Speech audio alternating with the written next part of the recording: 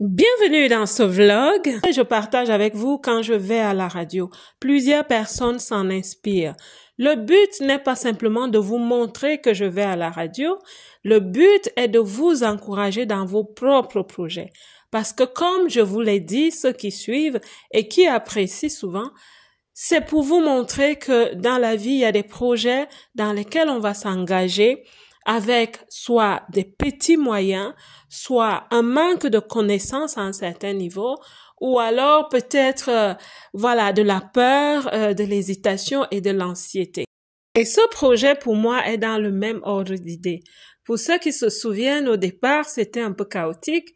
Je fais des voyages aller-retour vers Bruxelles où se trouve la radio Mara FM. Si vous êtes nouveau ici, sachez que la belle diaspora sur YouTube s'est étendue à la radio où nous faisons le même travail. Et à la radio, c'est encore un peu plus tangible parce que je reçois des leaders, des femmes de la diaspora avec un leadership émergent ou alors un leadership confirmé. Et nous avons des conversations pour qu'elles soient mises en lumière parce que notre leadership n'est pas vraiment mis en lumière, pour dire la vérité.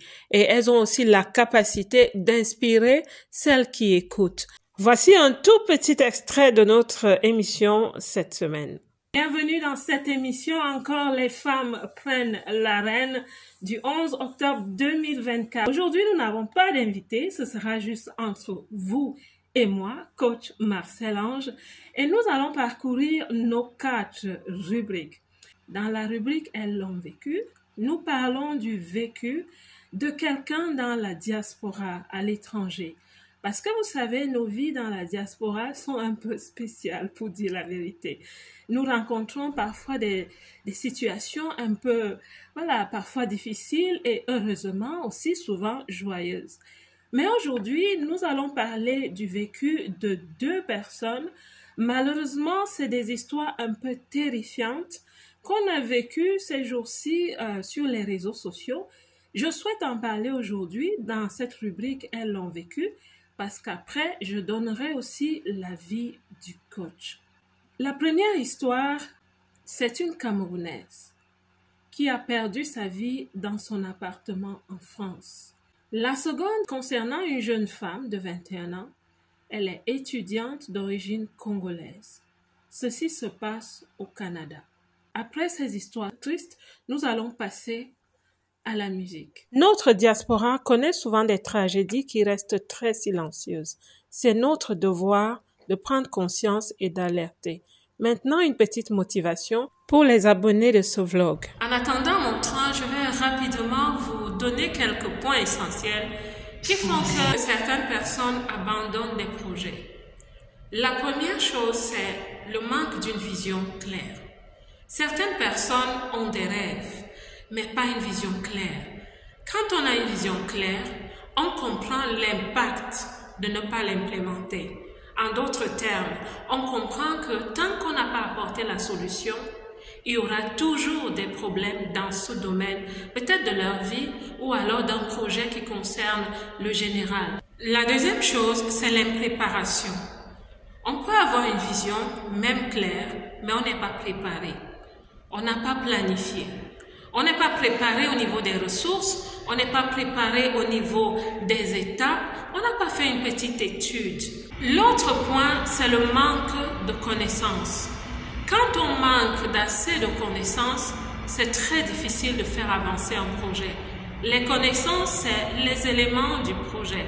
La connaissance profonde des éléments qui vont nous aider à avancer étape par étape. C'est important d'avoir la connaissance déjà du sujet à aborder, des personnes qu'on va servir et aussi le résultat qu'on souhaite avoir. Et le manque de connaissances est aussi lié à des visions qui sont empruntées, des visions qui sont reçues comme ça sur une liste qui leur est offerte. Nous pouvons aussi parler du comportement d'abandon perpétuel que certaines personnes ont. Certaines personnes jettent facilement l'éponge. Et ça, c'est un comportement qui n'aidera jamais à réaliser les projets, même les plus faciles. Parce que chaque projet vient avec ses questions. Ce qui manque aussi à beaucoup de personnes, c'est la force mentale, la force émotionnelle. Développer ces forces vous aidera à être Il y aura toujours des vents contraires, comme je viens de vous le dire. Qu'à cela ne tienne, il faut aussi devenir résilient, aussi fort que ces vents, sinon plus fort que ces vents. Parce que la vérité, c'est que vous ne pouvez pas porter un projet qui est plus lourd que vous, qui est plus fort que vous. Vous devez toujours être le maître de votre projet. Vous pouvez manquer de connaissances, apprendre, qu'à cela ne tienne. Il faut que votre mindset soit toujours au rendez-vous pour vous soutenir quand ça devient difficile. Il y a des projets, et presque tous les projets ont des surprises. Il y a des projets qui sont plus difficiles que les précédents. Toute personne qui réussit de grandes choses dans la vie, qui réussit ses projets ou les projets dans lesquels ils sont impliqués, sont des personnes résilientes. La réussite vient après la résilience. Donc, je suis en train de rentrer aujourd'hui. L'émission était belle, elle était vraiment très belle. Tout s'est très bien passé aujourd'hui à la radio. Et voilà, je voulais continuer à vous encourager pour vous qui avez peut-être des projets en ce moment, qui sont en gestation, qui sont en implémentation. Et vous avez l'impression que vous avez des vents contraires.